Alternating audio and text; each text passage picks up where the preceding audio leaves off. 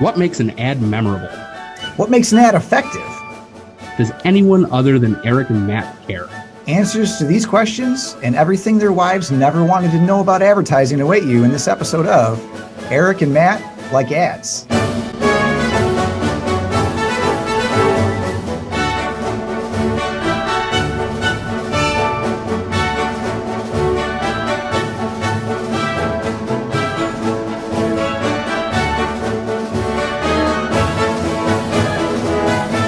Hey, Matt, what's up? It's Erik. Hey, I like Erik. ads. Do you I'm like Matt. ads? I do like ads. I think we're going Do to you like record a podcast about how we like ads. Do you like them as much as I like them? That's debatable. I think maybe you like them a little bit more than I do. I don't just like ads. I really like ads. There you go. So how's your day going? It's going well. Kind of just hanging out, waiting to do this podcast all day. Didn't do any work. I believe that. You want to hear something funny? I think it's funny. So I was like getting ready to make sure I was on time for this thing because we got to start at 2:30 p.m. sharp. Except we've always started this, including all of our pre-planning meetings, at 3 p.m. I don't know what happened, but so I logged on and I was like, wait a second. I looked at the calendar. I got 30 minutes. It was an amazing feeling. Then I'm like, wait, what am I going to do now for 30 minutes? Yeah. Did you do it? Did you get anything done? Yeah, I paid an insurance bill and yep. And I reconnoitered with the team and they had produced a funny video for social media purposes. And we laughed and laughed and laughed some more. And then I did actually even a little bit more research for this particular podcast, and I'm excited about it. I'm feeling ready. Yeah, good. I am too. I think I saw the funny thing. Did the funny social media video or whatever? Did that already get posted? Oh, we posted a funny social media video featuring moi earlier, but then Bailey and Cayden did their own combined version of that same video. And I think it's way better than mine was, by the way, way better. And I'm excited to see what kind of action we get on the old internets. I mean, I was going to say, I haven't seen their version. I have seen your version. I can 100% say that it's better than your version. Absolutely. Yeah, that doesn't take a rocket scientist for sure. Nope. Doing some rocket appliances right now. Yeah. I don't know what that means. Cool. So I think we're here to talk about an ad. Yes, sir. I do know that it is produced by Gray, New York, which allegedly is a fancy pants advertising agency who has done some pretty incredible work. I checked them out. Have you ever heard of Pringles? Yes. Okay, they've done some work for them. Have you heard of Gillette? Yes. Yeah, they did some work for them. Actually, they did I think it was like a couple. I feel like it was like literally 3 months ago, but the internet's telling me it was a couple years ago that there was this longer form piece for Gillette that it's titled something like the best men can be, and it was like it was like a piece that was against, kind of speaking out against, that machismo kind of over masculinity, the way that, men treat women, the sexual, overtures and all that garbage and stuff. And really, really powerful, really moving. And actually, I was thinking in a future episode, we should maybe tackle that one because I think there's a lot of meat in that one. Yeah. I know exactly what you're talking about. And I am also a little thrown by the timing of that because I feel like maybe not a few months ago, but it definitely feels like at most a year ago. And if you're saying it's been a few years, I think that's just something that we're dealing with everything that's going on, these unprecedented Well, times. they call that the elasticity of time, Matt. Yeah. Yeah. Is that kind of like how Terminator 2 works? I'm not sure. Me neither. Anyway, so Great New York did those, and they did this other one about Machado G. Assis. I definitely did not pronounce that right, but I guess he's like the most prolific um, fiction writer in Brazil, and they did a really sweet piece that had a huge impact in Brazil. And so these guys, the point is, they make spots that are I think, I don't know what's the word, like they're just not edgy per se, but like they really, you don't see it coming. They have a lot of, I think, kind of element of surprise in them, and they're challenging, right? They make spots that challenge people, I think. And I wouldn't say that defines their work because I don't know enough about their full body of work. But anyway, so I'm impressed by what they do. And this particular one is in it's a PSA, and it was a pro bono effort. And I don't actually want to say any more than that. I feel like we should watch it, and then we can talk about all that stuff afterwards. What do you think? Sounds good to me. Let's do it. Hey guys, today I'm in my parents' bedroom because I have something really cool I want to show you. So I am going to go get it.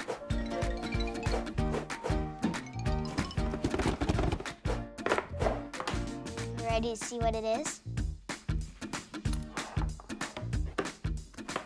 It's a gun. I'm just gonna put it up to the camera so you can see it better. It's very heavy. There's a hole right here for when the bullets come shooting out. When you click this little trigger, press it to come all the bullets out. And once you run out, you just click this button right here, pull it out. This is what a bullet looks like. And how you load them is that you just go like that. Oh, that was cool.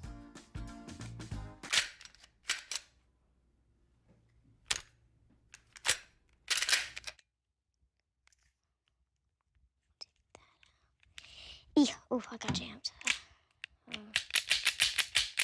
Oh, it's right there. Just need to get that bullet out.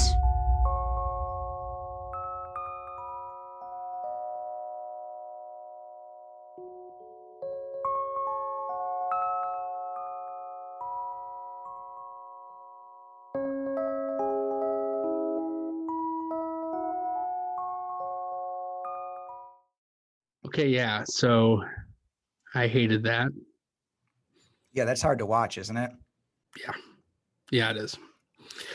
I think especially if you're a parent, which you and I both are, but I think even if you're not, that is definitely tough, right? It causes quite a bit of anxiety while I'm watching it, and I've watched it now probably 12 times since we decided to do this one, and even now it's still like, dude, don't turn that gun, don't do that, don't, oh man, what's going on. I want to briefly say a couple of things and then sort of let you give your take on it. I think the casting of this one is like, they did a great job. I think this kid is like, it doesn't feel like he's acting, which I think a lot of the time when you have child actors, even the best, like, you can tell they're acting, you can tell they're pretending. Yeah. He's just doing it like it's just something that he's doing, and I think that really makes it kind of real for the viewer. It made it real for me because I could just see my daughter, who does these like goofy little, she basically parrots things that she's seen, and that's what kids do. They parrot things that they've seen. She does these little like makeup tutorials that, they're not even recorded. It's just her sitting there for my wife and I, or my parents or something like that. And she's just like, and now you do this, and now you do. And when I started watching this, I was like, yeah, okay, I can see Aoife doing that. That's terrifying. But yeah, like I think, on this show we talk a lot about, the actual kind of like what the audience is going to get out of it, and a little bit less about the production of the spot itself. And I think for this one, it lives and dies with like the casting of that young man, and how well he sort of plays that role. I think it's just absolutely incredible, how well he did, and like how real he made it. Because and I don't know, and maybe you have an opinion on this, I don't know if it was just sort of like, hey, go ahead and play with this thing and like talk about what you're doing, or if it's like, scripted and things like that. But yeah, I think that this is definitely a powerful one. Yeah, yeah. Yeah, I don't know what the approach was in producing it, because there actually isn't a lot of really good information online about it. It's a pretty new piece. The video that I saw on YouTube has about 11,000 views on it right now, right? So it's still new. But I agree with you that he does an excellent job. I think that they do a great job. I mean, if you look at the set, right, he's in his parents' bedroom. You can see mom's high heels on the floor behind him. You can see the doors open with all of dad's baseball caps on the inside of the closet door. Mom, I think looks like mom's bathrobe is on the unmade bed, right? It's very realistic. I think that while they didn't need to, because I think it worked for both of us. Yeah, it's like when he turns that thing back on him, that moment is like, oh, good God, please don't do this. And it's not real. Right. It's not real, but yet you're still feeling this. And that's like mirror, about mirror neurons, right? Like that's the whole idea behind empathy, right? It's like why when you see a football player, you watch a football game and someone just gets like clobbered, right? Or a hockey game, open ice hit, and you're like, ooh, the whole audience does that, right? Like, why is that, right? You're not getting clobbered, they're getting clobbered, right? So I think that they definitely are able to make that connection. And is really, really powerful. But I think that they could have even gone maybe a little further with it, and the production value of it could have maybe have been dialed back even a little bit more, because I think of like an 8-year-old who would be doing an unboxing video. In most instances, it would look slightly less produced, I think. But I don't think they needed to do that, by the way, because clearly it totally works with the way that they did it. Kevin, I was able to find a little bit out about it. Kevin Wilson Jr. He was the director on this, and do you know? And he did an amazing job, Kevin Wilson Jr. I don't know who you are, but like fantastic job on this. Do you know who Kevin Wilson Jr. studied under? I don't.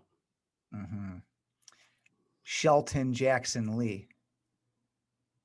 Do you know who Shelton Jackson Lee is? No, you're gonna have to give me a little bit on that one. Spike Lee. Oh. So he studied under Spike Lee. So is it any surprise that this dude is making stuff like this, right? Like, I mean, come on, Spike Lee. Are you kidding me? Yeah, definitely tracks. Do you work with anyone who has studied under Spike Lee? Me? No, I don't. Do you? If they have, they haven't admitted it. And I feel like if they had, they would tell you that. Yeah. So no, we're not working with anybody who has studied, but we do work with some pretty great people, by the way. But yeah, do you know, by the way, quick trivia, Spike Lee, how old do you think Spike Lee is? 61. Yeah, good job. 63. I was a little surprised. His first film was like 1983. Yeah. Going back a ways, right? Yeah, I was basing it off of just kind of knowing some of the stuff that he did in the early 90s. Yeah. Knowing that it would have taken him probably a while to get kind of the, I don't know, the ability to do what he was doing back then. You know, Yeah, like well, it, good like for you, because I wasn't able to, like, that surprised me, 63. And because everyone really cares about people's net worth these days, and like you can find that out. They just give that. They tell you their age, and then like, oh, here's their net worth, right? yeah, $50 million. seems low, Yeah, right. That's what I thought. I'm like, really, right? Spike Lee, Yeah, $50 million, right? Maybe he's, you know what? Who knows though? You know, but anyway, $50 million is about 50 million more than I have. So whatever.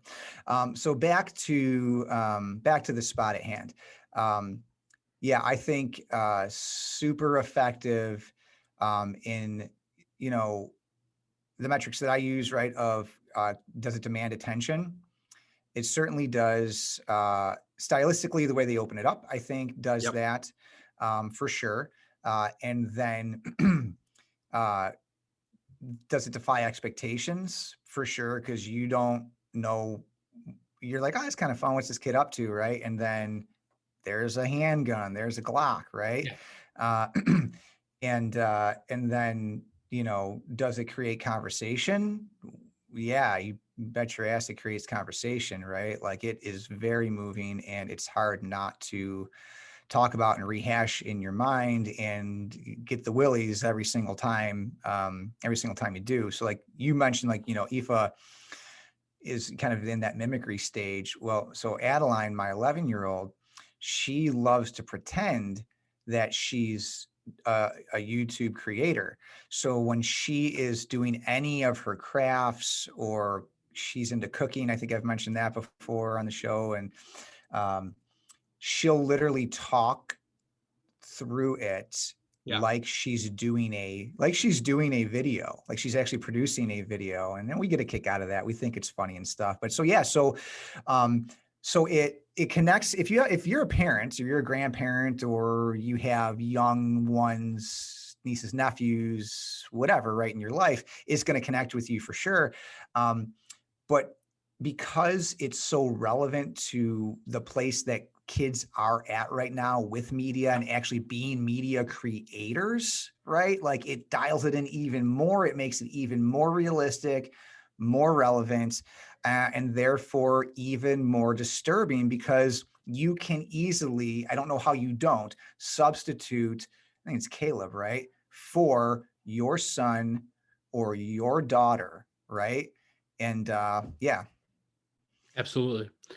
Um, and there's to your point, you know, these kids right now are you know, mimicking, like being like the creators, the YouTube creators, like all of that. They understand that like virality is a thing, right? And they Mhm. understand that like kind of like that shock value often um earns you virality, right? Like so you know, they get that a video of somebody falling down and hurting themselves, right, like is going, you know, like is going to get more likes and, you know, comments and engagement and all of that, uh more than just a video of somebody talking about something poignant.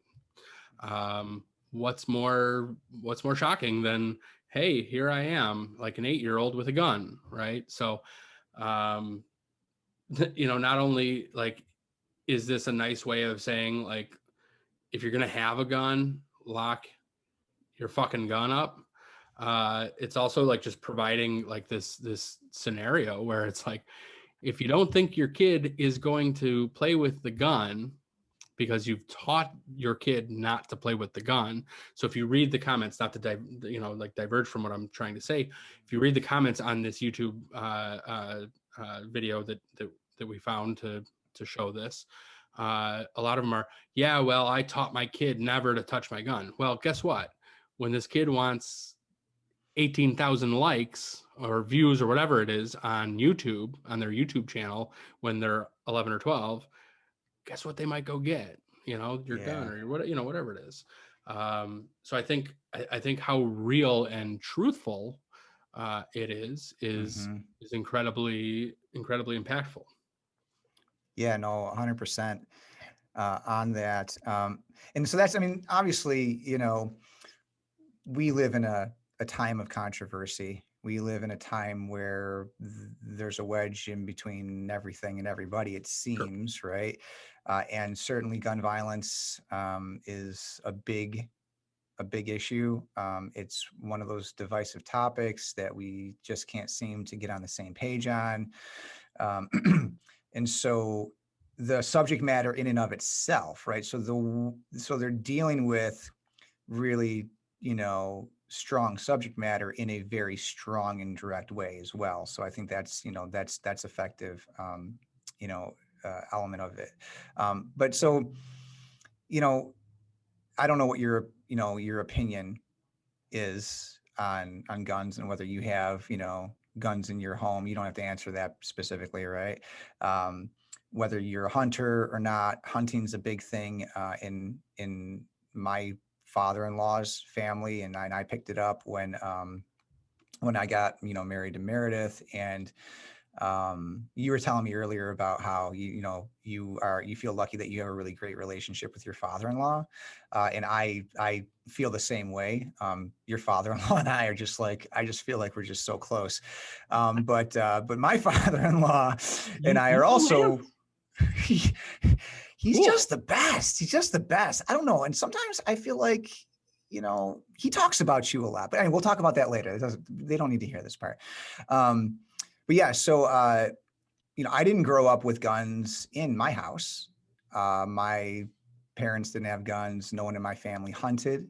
And so, you know, and I'm not a handgun guy myself. I don't have anything against the proper use of handguns. And actually, I was having a conversation with my daughter, who has shown an interest in deer hunting, because that's a big thing in our family. And so my son William, he's 13 now, and he has been hunting with a bow. This was his first season, last season, hunting with a bow, and that's where you start. In New York State, you can't hunt with a firearm yet at that age.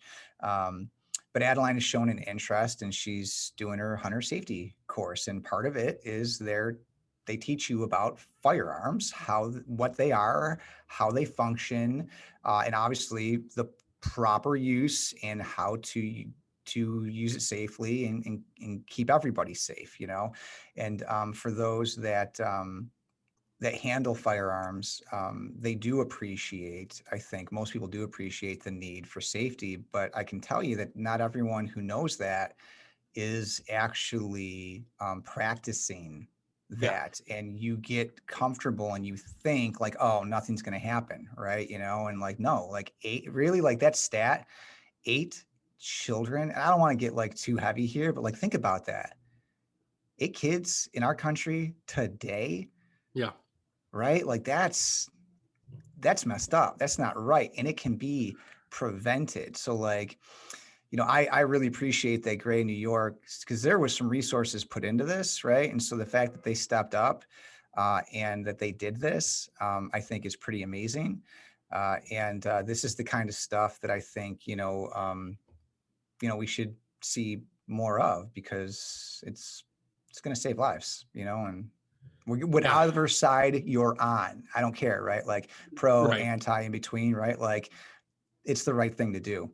And I think that as you know, ad guys, we have this uh not necessarily, to boil it down to, an ability to kind of stay neutral, but like this necessity, right? Like we have, like sometimes you have to say somewhat neutral. And you know, it's tough because yeah, I grew up around hunters. My father wasn't a hunter. Nobody really in my family, as far as I know, has ever really been a like a gun owner type. There, you know, like there have always been shotguns and rifles, like at the family cabin, but those were tools, not, you know, Mm-hmm. not guns, or like some killing weapon, right? It was a tool to like go out and do this sport. I've never really gotten into hunting. It's not because I'm against it, you know. Love getting some some venison jerky, some venison steak, different things, you know, like I love that like family members bring me stuff, or actually Dan, our owner at Renowned Creative, literally gave me some venison last season. Awesome. I think I wonder if this is as kind of like neutral as you're kind of saying, because to me, I think the number one thing this does is either create a bunch of people on social media, which if you read those comments, right, like they're saying this is bullshit, blah, blah, blah, you know, like nobody would ever, and they're like focusing on the wrong thing rather than the right thing. Or it, like, I guess in the best case scenario, it sells a bunch of gun safes, right? Which I don't think is so. And I'm speaking from the frame of the nonprofit that put this on, which I can't remember the exact name of it. But at the end, at the end of it, it shows who that is. To me, it seemed like they are more advocating against guns in general than they are necessarily advocating for like safe gun use. And I think that this doesn't really, I mean, this advocates for safe gun ownership rather than like, hey, maybe you don't need a fucking gun, right? Like, So if you go through to their website, because they do post a little URL, real tiny at the end there. It is about safety and safe gun storage and education and and all that. And like I don't remember it all, but they have like these 4 steps, and they're kind of kid friendly steps where you can teach your kids, like if you find a gun, you should get away from it. So they say something like, imagine that the room that it's in is filling up with lava. So you got to get out of that room as fast as you can. And then they have some coaching tips for like parents. If you know whose gun it is, lock it up in a safe place and contact them. If you don't know whose gun it is, don't touch it and call the police. Right. So that is where they're at. And it's like it's a coalition of, I think, like across all states of, and I didn't look these up, but like different gun safety and firearm safety organizations throughout many states that are a part of this coalition that this PSA is representing their initiatives.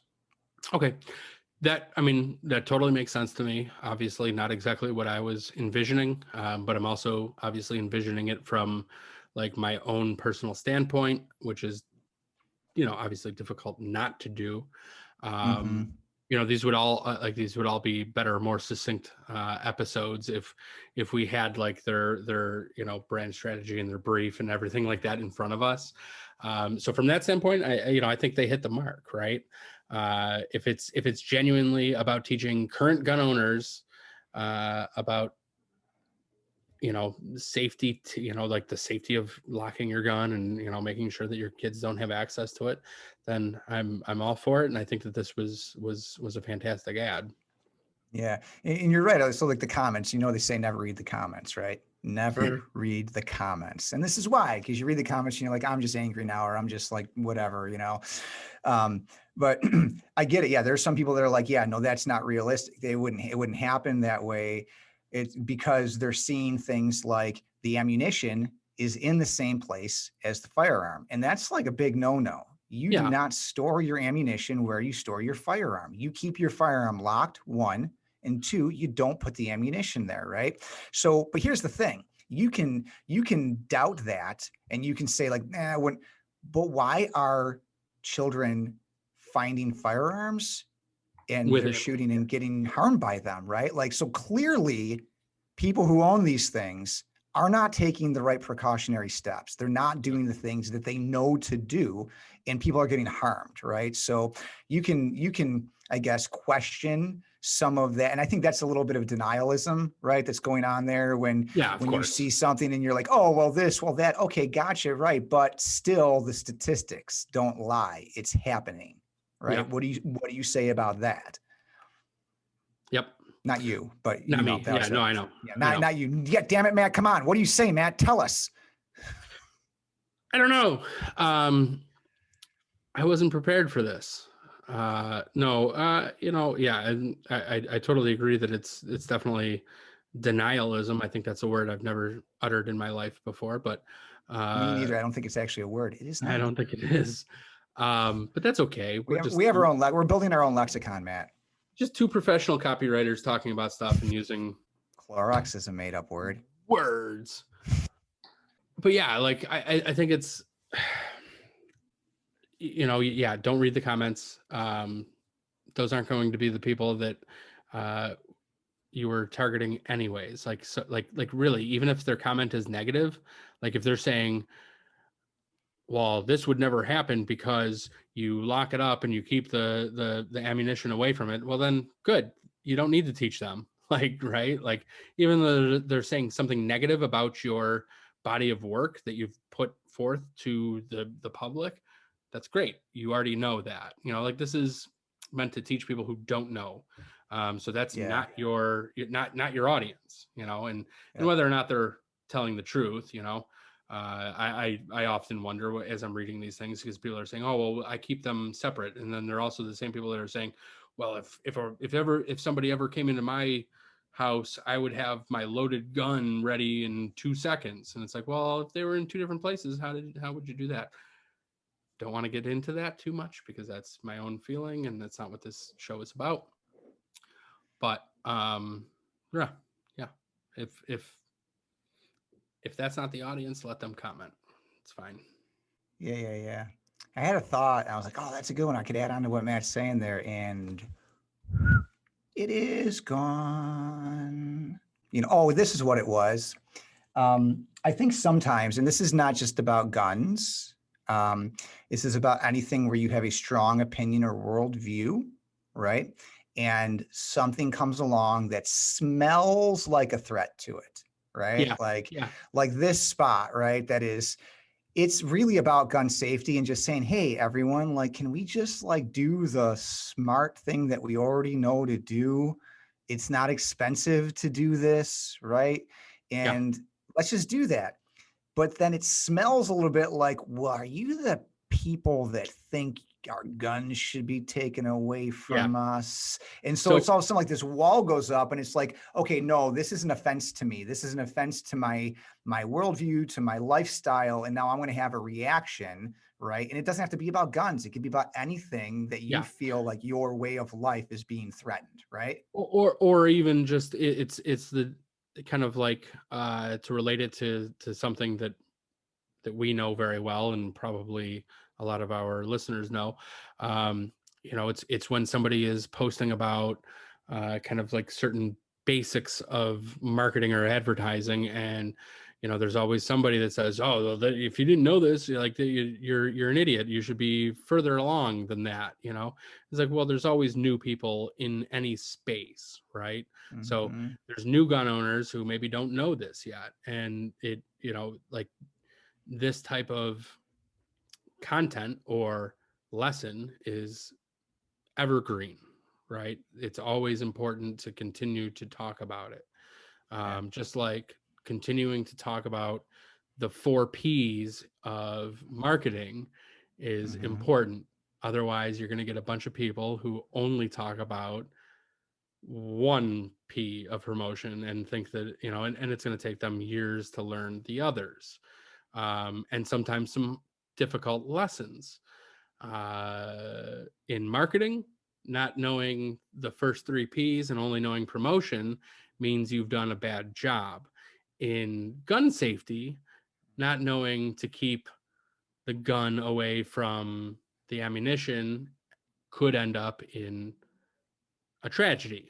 So, I mean, it's kind of 2 very different things, but sort of illustrates the point of keeping that kind of 101 information out there and present and available for people who are new to that space.